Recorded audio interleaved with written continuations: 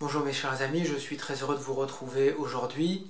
Alors vous avez entendu comme moi, lundi soir, peut-être de la bouche même du président, que le confinement était prolongé pour 4 semaines supplémentaires, jusqu'au 11 mai.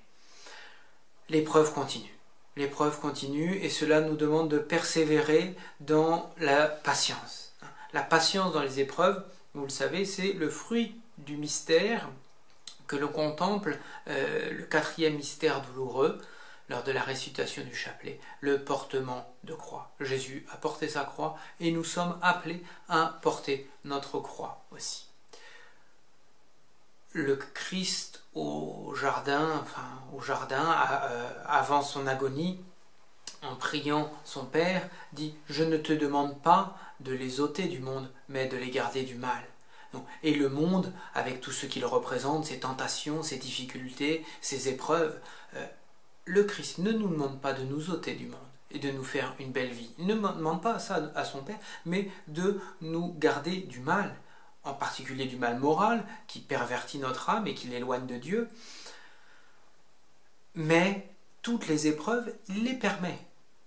Il les permet à une seule condition, c'est que elle ne fasse pas de mal à notre âme, mais au contraire qu'elle nous rapproche de Dieu, tout comme l'épreuve de la passion a permis au Christ d'accomplir la mission que Dieu le Père lui demandait.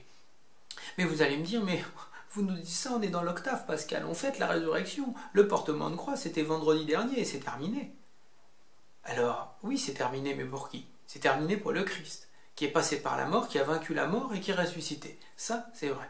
Mais pour nous, qui sommes encore dans le monde, les apôtres, après la résurrection du Christ, ont continué à connaître des épreuves. Ils ont été arrêtés, ils ont reçu de la bastonnade, les épreuves n'ont pas manqué. Et ils sont même allés jusqu'à l'épreuve suprême, le martyre, pour tous. Donc, oui, mes bien chers frères, nous avons fêté la résurrection et nous sommes encore dans le monde. Et tant que nous serons dans le monde, eh bien, nous aurons des épreuves. Mais des épreuves qui sont permises par Dieu pour notre sanctification.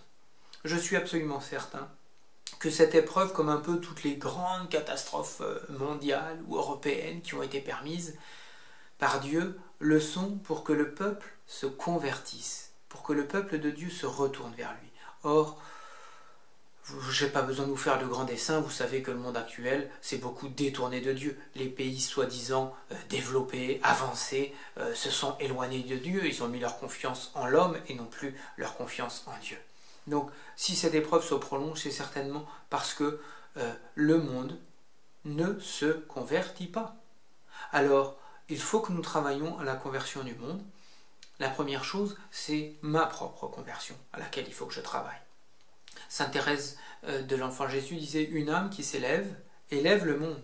Et c'est très vrai. Mais donc si je veux que tous les gens autour de moi se convertissent, il faut que je commence moi par me rapprocher de Dieu. Alors est-ce que je suis plus près de Dieu aujourd'hui qu'il y a un mois, au début du confinement?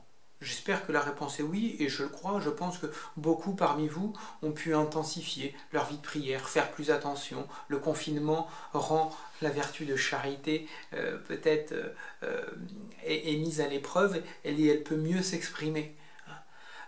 Voilà. Est-ce que j'ai fait ces efforts-là? Oui. Eh bien, sachons qu'il reste encore un mois de confinement au minimum, je dirais. Eh bien, je dois être dans un mois plus proche de Dieu que je le suis aujourd'hui. Et je dois essayer, par ma prière, par mon exemple, d'entraîner les gens qui sont autour de moi, mais même de manière invisible. Ça se passe dans la communion des saints. C'est faites votre effort à vous, après le bon Dieu se débrouille pour le reste. Voilà, mes bien chers frères, est-ce que vous avez cette envie-là de vous rapprocher de Dieu?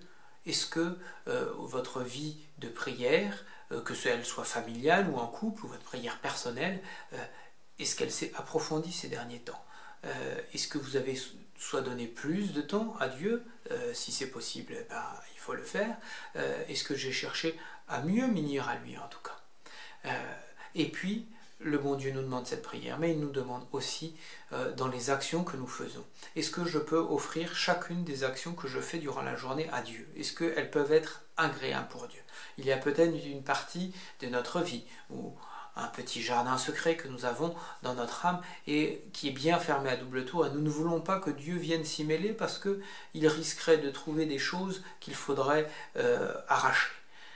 Eh bien, ouvrons-lui notre jardin secret et allons jusque-là, convertissons notre être tout entier et lorsque le monde sera converti, lorsque le monde se tournera vers Dieu dans la prière, eh bien, l'épreuve cessera. Voilà mes bien chers frères. Donc, convertissons-nous, ça doit être le mot d'ordre. Offrons chacune de nos actions, elles doivent donc pouvoir être agréables à Dieu. Et puis, haut les cœurs, tournons-les vers le Seigneur. Que Dieu vous bénisse et passez une bonne journée. Je vous garde bien dans mes prières.